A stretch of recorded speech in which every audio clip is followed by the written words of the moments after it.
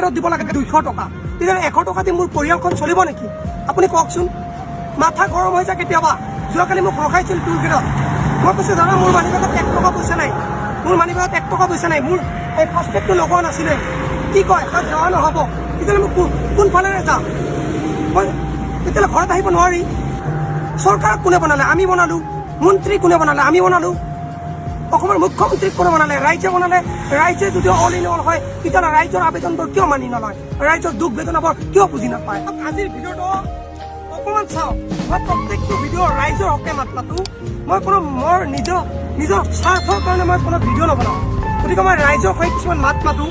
চব প্লিজ মই অনুগ্ৰহ কৰিছোঁ ভিডিঅ'টো প্ৰথমৰ পৰা শেষ কৰি চাওক। আৰু মই কি ক'বলৈ বিচাৰিছোঁ কথা হ'ল কি, এই যে টোল গেট, আজি আমি কথা পাতিম টোল গেটৰ টেক্সৰ ওপৰত। এই টোল গেটৰ ওপৰত যে টেক্স লয়, এই টেক্সৰ ওপৰত মই কিছু ৰাইজৰ তৰফৰ পৰা কিছুমান কথা ক'ম। আৰু যদি ভাল লাগে তেতিয়াহ'লে শ্বেয়াৰ কৰি আগুৱাই দিব যাতে অসম চৰকাৰে কিছু হ'লেও মুক্তি কৰি দিয়ে। চাওক, এনেকুৱা কথা নহয় যে কেৱল চাকৰিয়াল বা ধনী ঘৰৰ মানুহে গাড়ী কিনিব পাৰিব। ধৰি লওক মই আজি বিদেশত কাম কৰোঁ। মই বিদেশত কাম কৰি এই গাড়ীখন কিনিছোঁ। ঠিক আছে, মই বিদেশত কাম কৰি এই গাড়ীখন কিনিছোঁ। এনেকুৱা নহয় যে মই চাকৰি কৰোঁ। কেৱল চাকৰি কৰাৰ কাৰণেই গাড়ী কিনা নহয়। সকলোৰে এটা আশা থাকে যে গাড়ী কিনিম, ভাল এটা 4 চকীয়া কিনিম। চ' গতিকে ময়ো বিদেশৰ পৰা টকা ইনকাম কৰি মই এই গাড়ীখন কিনিছোঁ। কিন্তু কথা হ'ল মই কিন্তু ঘৰত আহি কি কৰোঁ? দিন হাজিৰা কৰোঁ। মই ঘৰত আহি মিস্ত্ৰী কাম কৰোঁ। এক্সাম্পল লৈছে, এজ ফৰ এক্সাম্পল। চিৰিয়াছলি ল'ব আপোনালোক কথাবোৰ, যে মই বিদেশৰ পৰা টকা ইনকাম কৰি আনি মোৰ এটা আশা আছিল, সপোন আছিল যে মই এখন 4 চকীয়া বাহন ল'ম, আৰু মই ল'লোঁ। আৰু এতিয়া কথা হ'ল কি, মই ঘৰত আহি কিন্তু দৈনিক কাম কৰিব লাগে, দিন হাজিৰা কৰিব লাগে, মিস্ত্ৰী কাম কৰিব লাগে। গতিকে এই গাড়ীখন লৈ যেতিয়া এতিয়া মই অকণমান গ'লে বিজনী পাম। যদি ইফালে যাওঁ মই অকণমান গ'লে বিজনী পাম। আৰু সন্মুখত আছে টোল গেট, যিটো টেক্স লয় জনসাধাৰণৰ পৰা, যিটো 4 চকীয়া টেক্স লয়।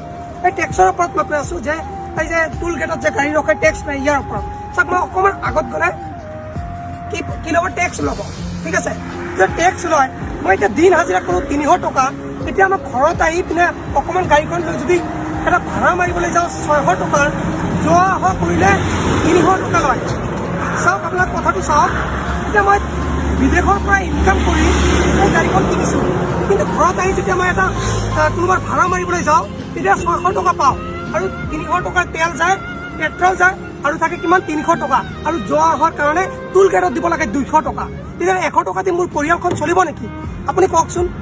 মাথা গৰম হৈ যায় কেতিয়াবা। যোৱাকালি মোক ৰখাইছিল টোল গেটত। মই কৈছোঁ দাদা মোৰ মানিবেগত 1 টকা পইচা নাই, মোৰ মানিবেগত 1 টকা পইচা নাই, মোৰ এই ফাষ্টেগটো লগোৱা নাছিলে। কি কয় তাত যোৱা নহ'ব। তেতিয়াহ'লে মই কোনফালেৰে যাম? মই তেতিয়াহ'লে ঘৰত আহিব নোৱাৰি। যোৱাতে মই পইচা দি দিছোঁ, আহাতে মোৰ মানিবেগ খালী হ'ল। এতিয়া মই কি কৰিম? এই ফাষ্টেগটো লগোৱা নাছিল, তাত ফাইন দিব লাগিব 300 টকা 400 টকা ফাইন দিব লাগিব। এইটো কি কথা? চৰকাৰ কোনে বনালে? আমি বনালোঁ। মন্ত্ৰী কোনে বনালে? আমি বনালোঁ। অসমৰ মুখ্যমন্ত্ৰীক কোনে বনালে? ৰাইজে বনালে। ৰাইজে যদি অল ইন অল হয় তেতিয়াহ'লে ৰাইজৰ আবেদনবোৰ কিয় মানি নলয়? ৰাইজৰ দুখ বেদনাবোৰ কিয় বুজি নাপায়? আজি দুবাৰ অহা যোৱা কৰিলে কিমান টকা দিব লাগে?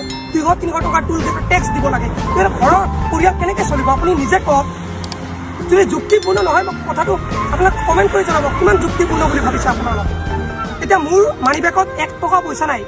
মই টোল গেটত যোৱাতে যিখিনি আছিল দি গৈছোঁ। মোৰ ফাষ্টেগ লগোৱা নাছিল, কিন্তু আহাতে যেতিয়া মোক ৰখাব মোৰ যেতিয়া কোনো টকা নাই, ইমাৰ্জেঞ্চিও বুজি নাপায়। আৰে বাবা, চৰকাৰ বনালোঁ আমি, মন্ত্ৰী বনালোঁ আমি, MLA বনালোঁ আমি, কিন্তু আজি আমাৰ দেশ নিজে ড্ৰাইভ কৰোঁ, নিজে ড্ৰাইভৰ, নিজৰ গাড়ী, তথাপিও টেক্স দিব লাগে। টেক্স 30 টকা নহয়। মই কোৱা নাই যে টেক্স লোৱা বন্ধ কৰক, লিমিটত লওক। লিমিট থাকে, যিকোনো বস্তু লিমিট ক্ৰছ হ'লে জনসাধাৰণে বেয়া পায়। আজি কিয় টেক্স ইমান লগালে? 300 জেগাত 30 টকাৰ জেগাত 300 টকা, 70 টকা, 130 টকা এনেকৈ টেক্স লৈ আছে। 30 টকা বা 20 টকা 50 টকাকৈ টেক্স লওক। আপোনালোকে কিমান টেক্স লৈ আছে? চৰকাৰটো আমি বনালোঁ, ৰাইজে ৰজা। তেতিয়াহ'লে কিয় ৰাইজৰ দুখ বেদনাবোৰ বুজি নাপায়? এই ভিডিঅ'ৰ জৰিয়তে মই এটাই কথা ক'বলৈ বিচাৰিছোঁ যে গাড়ী মোৰ, ড্ৰাইভাৰ মই নিজৰ টকাৰে এই গাড়ীখন কিনিছোঁ, কিন্তু টেক্স দিব লাগে কিমান? 30 টকা নহয়, 30 টকা 3 ডাবল টকা দিব লাগে। গতিকে এই ভিডিঅ'ৰ জৰিয়তে মই এটাই অনুৰোধ কৰিম, অসম চৰকাৰক টেক্স ডেভেলপমেণ্টক কম এটা অনুৰোধ জনাম। ভিডিঅ'টো ইমানে শ্বেয়াৰ কৰি দিয়ক যাতে তেওঁলোকৰ ওচৰলৈ গৈ পায় আৰু তেওঁলোকে কিছু হ'লেও মাফ কৰি দিয়ে। মই কোনো চৰকাৰী কোনো ধৰণৰ আইনৰ বিৰোধী কৰিব বিচৰা নাই। যিখন আইনত যিখন দেশত থাকোঁ সেই দেশৰ আইন মানি চলাটো আমাৰ কাৰণে বাধ্যতামূলক। আজি বহুত দুখ লাগে যে এই গাড়ীখন লৈ কেনেকৈ